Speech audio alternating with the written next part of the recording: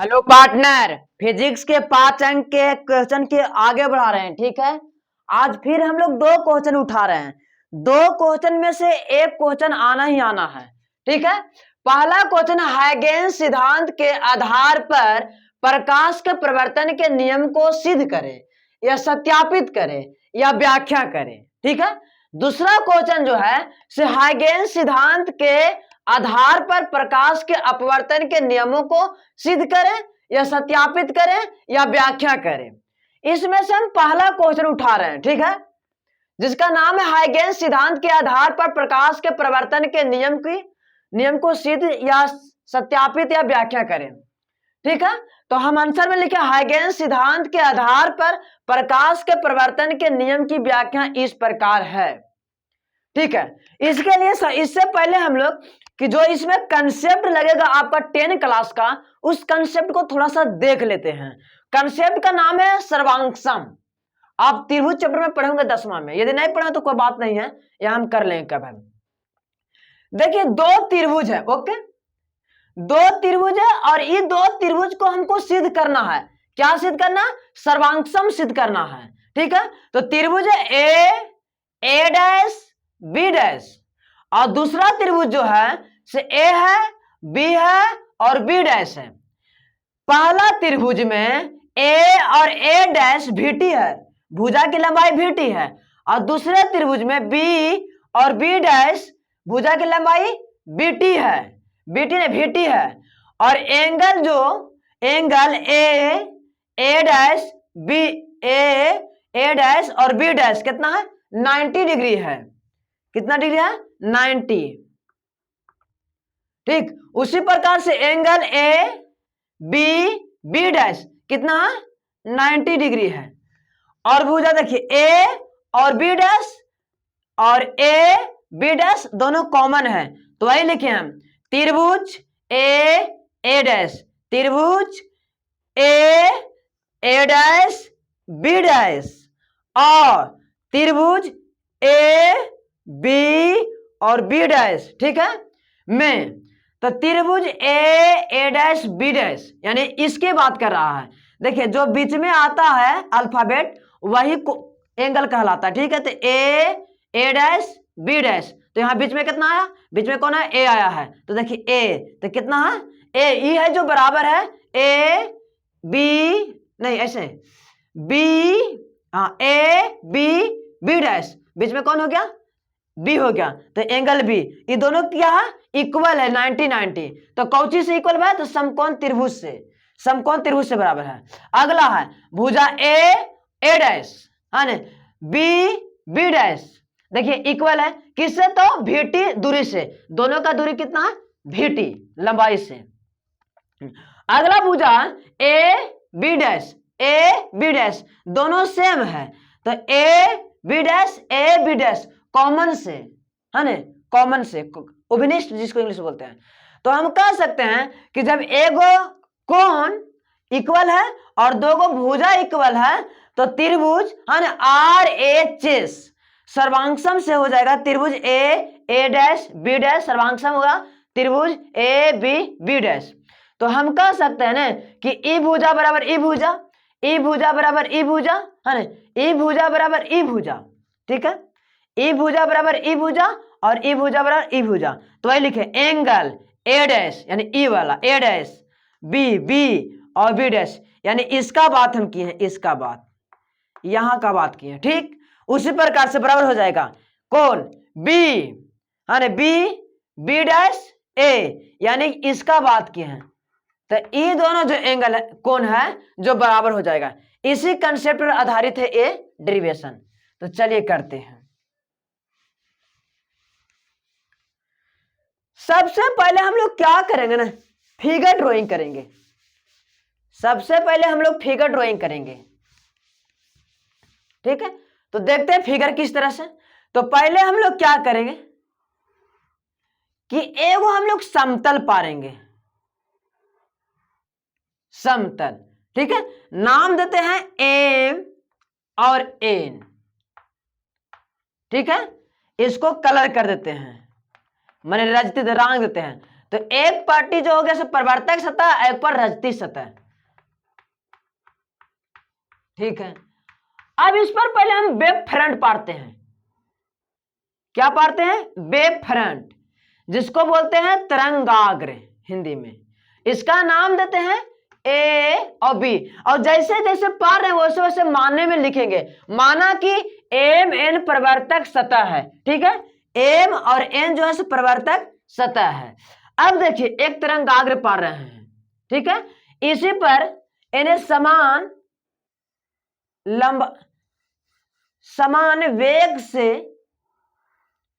ठीक है, समान वेग से आ रही किरण, समान वेग से आ रही है किरण, ठीक, और समान वेग से आ रही किरण है तो इस पर पड़ रही है, इसलिए बोले हैं ए बी को आपतित तरंगाग्र। ठीक है, ए बी को आपतित तरंगाग्र कहे हैं। अब बोलते हैं कि यहां पहुंच गया तो यहां पहुंच गया, ए किरण भी भी वेग से आ रहा है, कि किस वेग से आ रहा? भी वेग से आ रहा है। ई किरण यहां पहुंच गया तो ई किरण यहां पहुंच गया। अब हम कहते हैं कि किरण ई जो है से टी टाइम में यहां पहुंच जाता है। ई किरण टी टाइम में यहां पहुंच गया, कितना टाइम में? टी टाइम में, और कितना वेग से? भी वेग से, तो हो जाएगा दूरी कितना? भी टी, तो यहां से लेके यहां तक दूरी भी टी। अब इसको हम लोग बोल देते हैं, इसको हम लोग बोलते हैं बी डैश, ये बी है तो ये बी डैश, तो ई यहां से यहां है तो ये बैठल थोड़ा ना रहेगा, ये पार हो जाएगा, नहीं पार नहीं होगा। क्यों नहीं पार होगा? कि ई जो है से कैसा है? प्रवर्तक सतह है, तो ये तो प्रकाश की लौट जाएगा, तो ई क्या करेगा ना कि जितना इधर गया उतना ई इधर लौट जाता है। देखिए ऐसे लौट गया, ठीक, तो यहां लौट गया, तो अब यहां वेब फ्रंट पाड़ते हैं, तरंगाग्र पाड़ते हैं, और यहां जो देंगे ओ ए डैश हो गया। तो अब देखिए यहां भी समकोण और यहां भी समकोण, कहा कि वेब फ्रंट जो है तरंगाग्र है वो किरणों के साथ 90 डिग्री कोण बनाती है। चलिए यहां तक तो आपको क्लियर है, तो वही लिखे हैं ए बी आपतित तरंगाग्र, ए बी कहां लिखे हैं? ए बी आपतित तरंगाग्र, और बी डैश, ए डैश और बी डैश है ना प्रवर्तित तरंगाग्र। ओके, परिवर्तन के बाद, ठीक। तो अब हम लोग क्या करते हैं कि एक अभिलंब खींचते हैं, दोनों जगह अभिलंब खींचते हैं। अच्छा, अभिलंब जो है हम लोग जो अभिलंब खींच रहे हैं वो अभिलंब जो है वो समतल प्रवर्तक सतह के साथ कितना डिग्री कोण बनाता है? 90 डिग्री कोण बनाता है। तो यहां पर देखिए, यहां पर आई बन जाएगा, आई एंग कोण, और यहां आर बनेगा, यहां आर बनेगा, बनेगा ना। तो आपसे हम ये पूछना चाहते हैं कि ई वाला कितना बनेगा। देखिए गौर से, अगर जो देखना चाहिएगा बढ़िया से, तो देखिए ई है जो प्रवर्तक सतह और ई जो है से अभिलंब है, तो अभिलंब और प्रवर्तक सतह में कितना डिग्री बनता है? 90 डिग्री, जिसमें से कितना डिग्री खा गया है? तो 8 डिग्री। तो अब ई बच गया क्या डिग्री? तो बच गया 90 माइनस आर। ओके, अब देखिए गौर से, जैसे यहां पे ऐसे आया है ना और अभिलंब से टकराया तो कितना बना? आई, उस पर से ऐसे आया और अभिलंब से, तो यहां भी कितना बनेगा? आई। अब बताइए जब यहां से यहां तक आई बन गया तो ई कितना बनेगा? सोचिए गौर से, ये पूरा है ऐसे, ठीक, जिसमें से ई आई हो गया है, तो ई कितना बनेगा? और कुल कितना होता है? 90, तो ई क्या हो जाएगा? 90 माइनस आई। धस गया आपको? नहीं धस, फिर समझिए आप, कहा कि 5 नंबर वाला आई बात है। एक प्रवर्तक पृष्ठ है जिसका नाम है एम और एन, ठीक है, इस पर क्या क्या पहले हम वेब फ्रंट पाड़ दिए, तरंगाग्र पाड़ दिए, जिसका नाम कहते हैं ए और बी। इस पर समान वेग से आते हुए, भी वेग से आती हुई प्रकाश की किरणों को मैंने मारा, इसलिए इस वेब फ्रंट को क्या नाम रहा? ए बी को क्या नाम दिया? आपतित तरंगाग्र। अब क्या ना कि यहां पर ई पहुंच गया किरण और ई यहां पहुंच गया, जैसे ई टी टाइम में यहां पहुंचा, टी टाइम में भी वेग से यहां पहुंचा, तो इसका क्या लंबाई होगा? भी टी। उसी प्रकार से इसका भी जो लंबाई हो जाएगा, इसका भी लंबाई हो जाएगा भी टी, इसका भी लंबाई हो गया भी टी, है ना।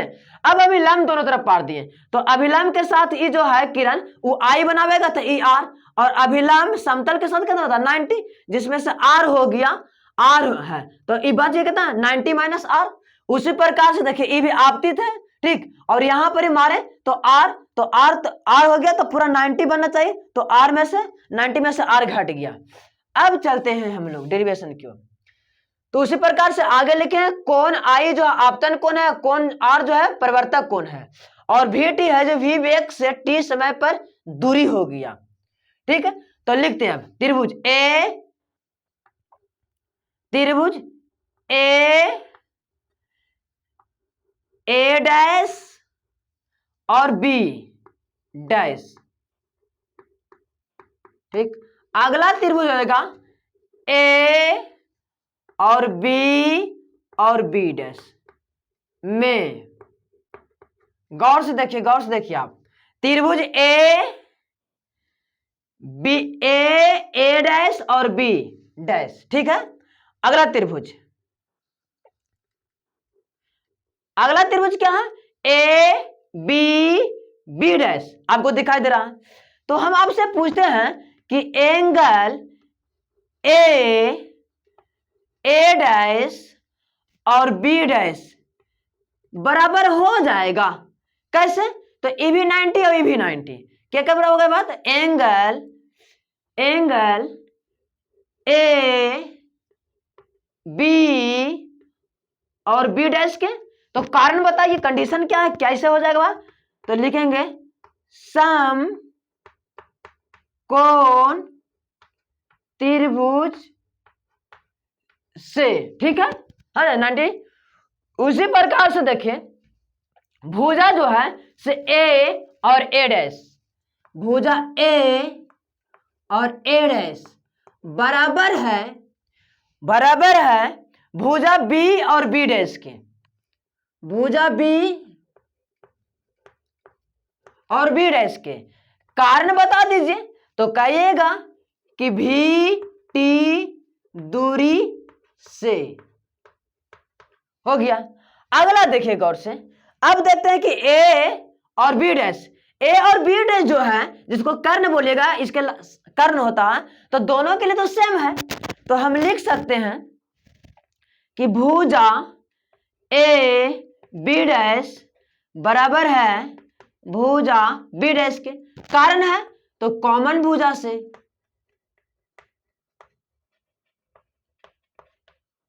भुजा से, ठीक है।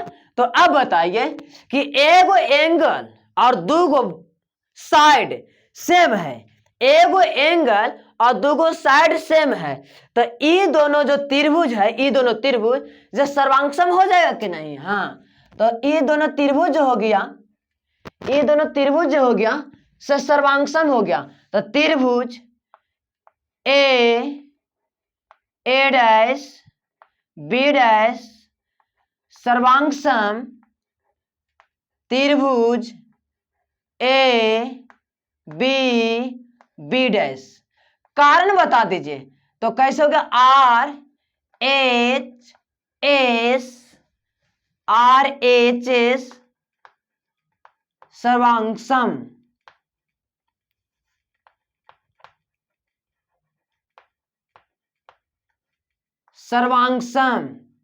से। ठीक है, तो हम कह सकते हैं कि एंगल, देखिए एंगल आपको शायद यहां नहीं जाना रहा होगा, तो हम यहां लिख देते हैं। ठीक है, यहां लिखते हैं एंगल ए नहीं लिखिए, कहा कि इसी का एंगल करना है, एंगल ए डैश ए और बी डैश, ठीक है, बराबर हो जाएगा एंगल बी